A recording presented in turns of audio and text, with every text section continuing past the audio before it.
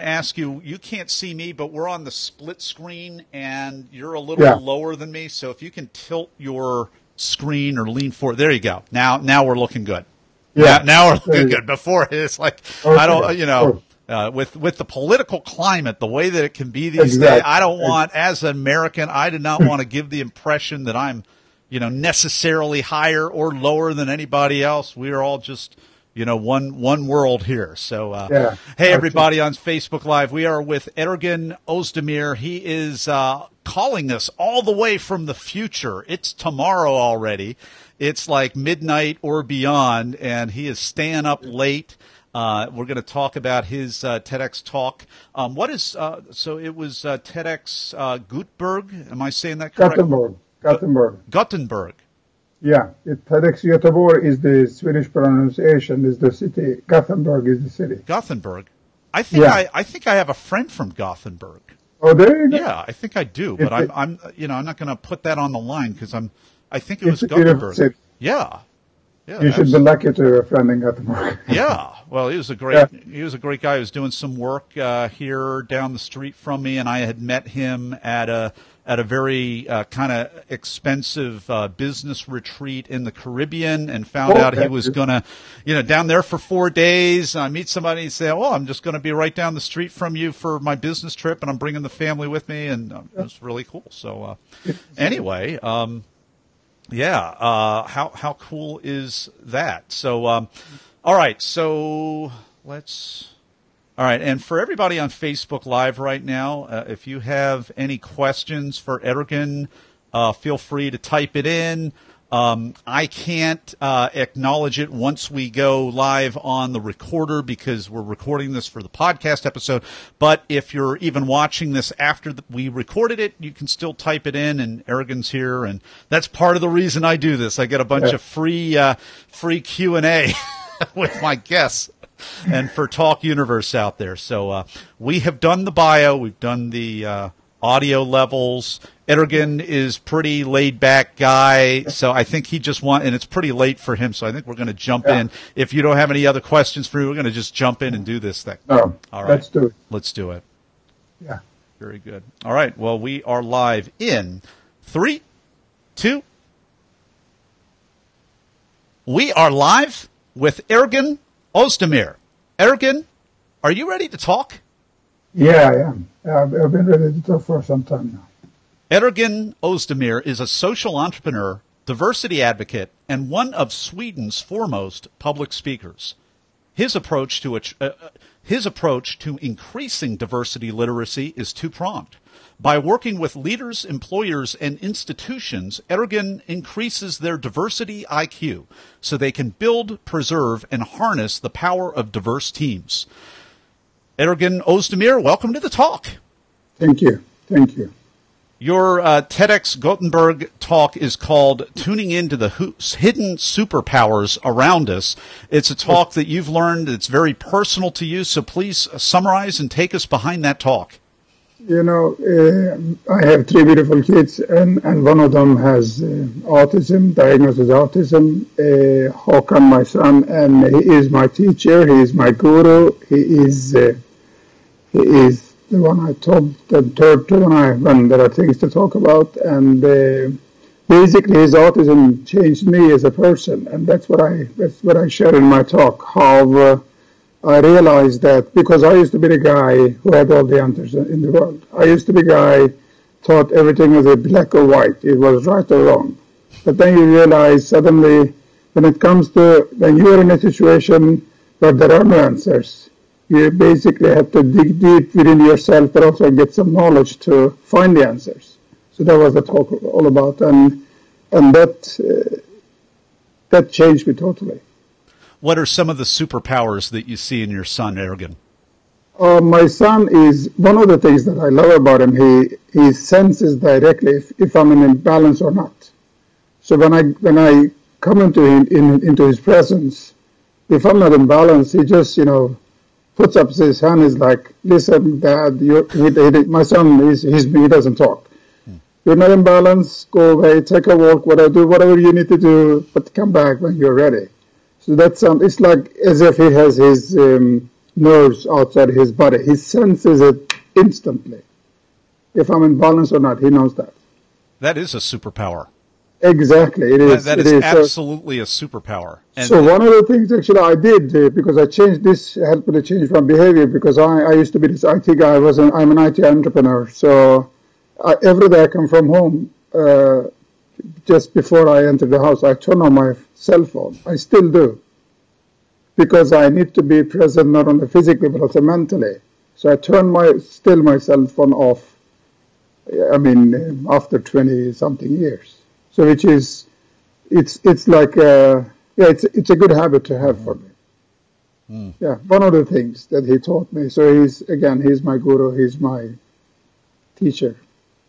I mean, I'm seeing two superpowers, because number one, just to be able to sense the mood and whether somebody's present and someone is being personable, I guess is another way of saying that. And the other one is to take a very powerful executive like you, like the father, and be able to communicate that and be able to not train you, but to be able to, it's almost like an emotional consultant. I mean, to be able to speak truth to power on that level is absolutely huge. So I'm seeing two already. Exactly. So he has multiple powers, but I mean, those are the top of my head. And he's a great guy. He's a loving guy. We see him he is in a living arrangement, which is special, people with special needs. We visit him every second week. We're going to do this week again. I look forward to them. And then he's a cool guy with superpowers. See, what I'm loving about this conversation, I mean, we all have very powerful people that we either work for or we're married to or we're born to or whatever. My father's a pretty high-powered guy, so I'm kind of putting myself in the middle of this interview a little bit. And I just think it's just so powerful, not just what he's able to do for you, Ergin, but I mean, I know this was a process for you. I know you're not necessarily really the hero here of your talk, but at some point, you decided to listen. And I'm just wondering if you wouldn't mind talking about the period in between. I would like to hear how long you had to wrestle with maybe the some might say imperfection of the situation. Some would say perfection, but it's only in a different lens. What was that process of struggle like for you? And feel free to correct me if I'm wrong, but I just think there's a real story there, if you wouldn't mind sharing it. Yeah, I mean, there is a story there, and you're right on the money, Nathan, because as I used to be this, I am also, as an engineer, I love digging for answers. So, but from the beginning, I was in denial. My wife knew more than I did. I didn't even know what autism was. I had no idea. So I basically had to go to the library and get some books and start reading. That's what I did, and I still do. I still read a lot of articles about information about autism. So that maybe in a period of 2-3 years, I basically tried to figure out what how would I handle with this situation, not only for myself but also for him, because I realized along the way this was not about me by no means, it was about him. But it is a certain process, and you basically re-engineer your mindset. That's what I needed to do, and when I look back, I'm grateful. I always say that I think it's a gift. This will sound quirky, silly, I don't know, but it makes sense to me. There is a reason Håkan is in our lives. I don't believe in destiny, and I'm not a religious person at all. But I think his role, his being, is a gift to me, because he that made me a better person. But it's a tough process, and I am not a person that talks about feelings. I wasn't a person. I was this 190 powerful guy, Turkish guy, macho guy. That was me. But I'd like to think I changed a little. See, and that's what I like about this interview. That's what I like about the story here. And it's not just a story for you, it's your life. So you mentioned you're not particularly religious or religious at all. You mentioned your IT very analytic person, get me the answers. Life is, until this, very black and white, and we can figure it all out, and we can find a way. Ones or zeros. You know, it's either one or zero. Totally binary and digital. I love it. So you've got all of this, and yet you've just told me that you've found a way to re-engineer your worldview to accommodate and to make meaning and sense and actually to become. And you started off this interview. We heard a changed man. We heard a man who was instantly sensitive to the emotional state, not even the emotional state of your son. You're sensitive to your son's awareness of your emotional state, and you're embracing that, and you're just treasuring that for the amazing superpower that it is. So how did this come about, and can you kind of encapsulate that succinctly for us? You know, the real hero, apart from my son, is my wife. She's a strong person. She has been the main source of inspiration and main source of power for me. So having her next to me all the time, that helps a lot. So, but I mean, at the end, you know, when you, as an engineer, I have silly logic, something like, you know, in life you can change everything. I can change my car, I can change my wife, I can change my job. My kids I cannot change. So what I did, I actually basically draw the circles around that. The circle in the middle circle, it was actually my kids. Then it was my wife, and then it was the rest of the family members and job and so on and so on. So basically, if I may say so, I'd like to think that my life became easier knowing my son was autistic, because I had only one priority in my life. If it was good for him, it was good for us. That's it. I had no other priorities, not money, not titles, not business, no nothing. And when I was happy, everything else somehow seems to work out. That's basically, but I mean, this is a long process. This doesn't happen overnight. But I mean, you have to embrace it. And when I look back, I'm proud that I did, because I know a lot of other parents that have struggled with that. Mm-hmm. I'm just lucky that I had a really good teacher and good support from my wife. What's your wife's superpower? Oh my God, she has so many. I think she's endurance and perseverance. She is just phenomenal. In other things besides this situation with your son, is that a quality that you had? She's putting up with me. That's basically superpower. Well, before you were together, is that something that you were able to see in her, or is that something that you helped emerge and make visible? I'm just trying to think. It's so many years ago, Nathan. I'm just trying to think. I asked the hard questions on Be the Talk. I know you do. And I appreciate that. We got our big pants on here today on these questions. I think I did, because I like strong women. I think there was a quality I appreciated, and I still do. She's a strong woman, and she's a decisive woman. She doesn't give up her own ideas too easily, and every now and then she wants to have the last word, and we struggle with that. But I mean, things were things. Yeah, we're getting by okay. Let's just put it that way. Well, hey, that'll make two of us. I like strong women as well. We've been enjoying this talk with Ergin Özdemir. His talk is called Tuning Into the Hidden Superpowers Around Us. And in just a moment, we're going to actually go behind the talk in the Blitz round. Yeah. And we're back with Ergin Özdemir, and it is time for the Blitz round. I'm about to ask Ergin a series of either-or questions related to the preparation and actual performance of his TEDx Gothenburg talk. Are you ready, Ergin? Yes, I am. First question, were you selected to speak, or did you apply? I think I was selected. Yeah, I was selected. Are you a memorizer, an improviser, or a blender? Oh, I don't know what that, but I don't know. I don't know neither of those three. I think I'm a training product. I train like crazy. Okay. I think I train like 120 hours for my speech, which is 12 minutes. So Yeah, so 100 times more, 60 times more, or whatever my math is, 60 times more. So did you try to memorize the speech, or did you try to plan the speech? But I'm awful at memorizing. What I did is I had the script and I read it into my phone, and then I listened to it. I listened to it. I started listening to maybe 3 months before, so I tried to create some memory lanes in my brain. Mm-hmm. And I know when I do speak, I am very prepared all the time, but it's 85% my preparations and 50% spontaneous. Mm-hmm.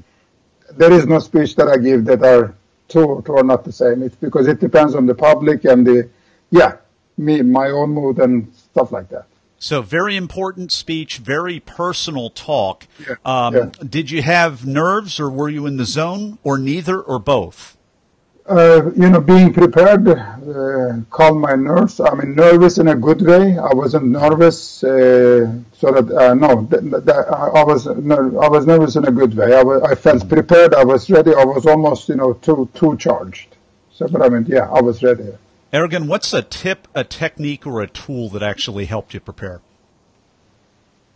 During the preparations, we had the coaches and one of the things my coach told me, she said that one story, try to give only one message, one story, one message, because I had other things as well I want to share. She said no.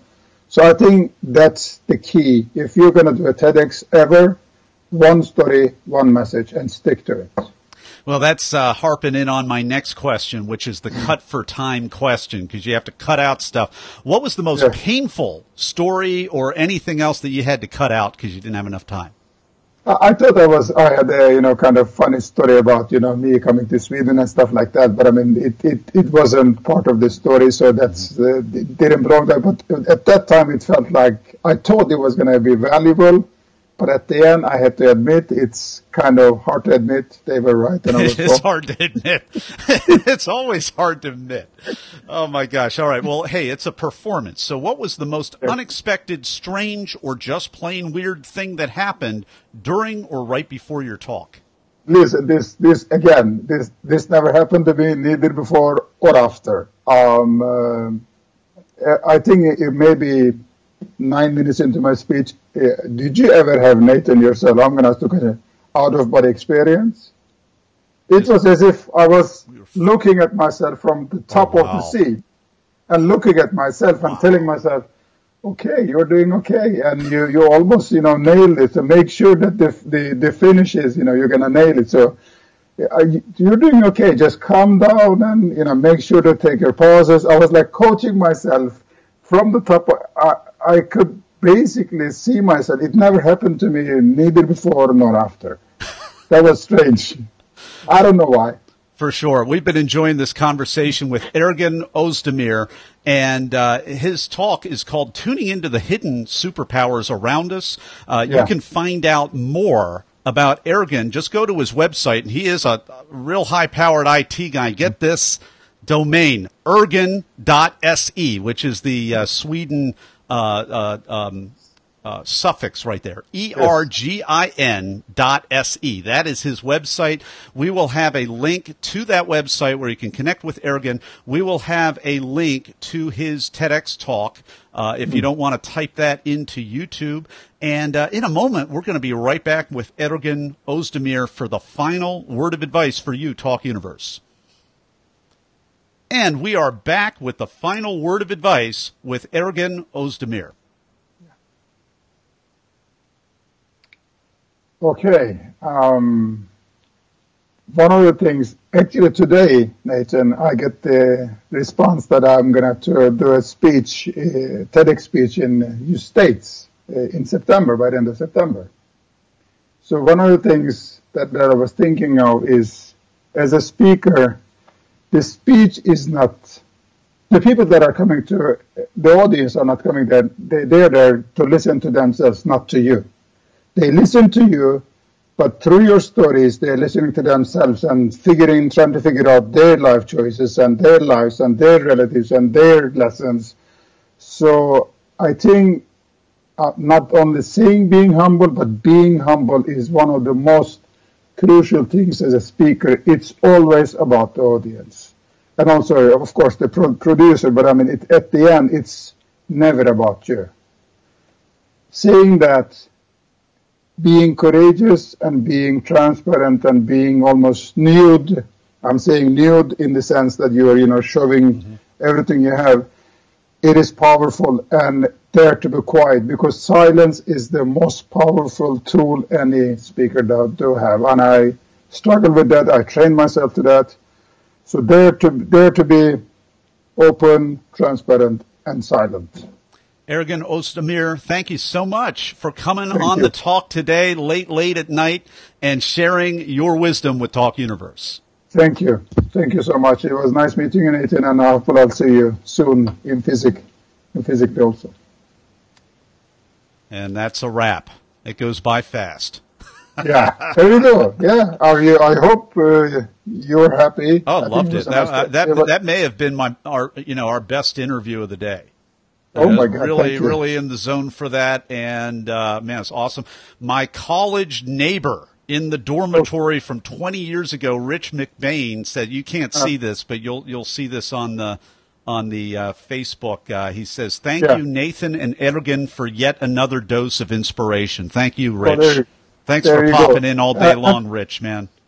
Yeah, and let's keep in touch. And thank you for your kind offer. I appreciate that. And if there's anything I can do for you at this side of the world, let me know. Well, you can stay on the line for just another minute, and we'll get off of Facebook Live, and then we'll have a short private conversation before you turn in tonight. All right. Take care, everybody. If you have any questions for Ergin, put them there, and please help him share this valuable message. If you have any family members or friends that have special superhuman children, they're going to want to hear this interview. Take care, everybody. Share it. Thanks.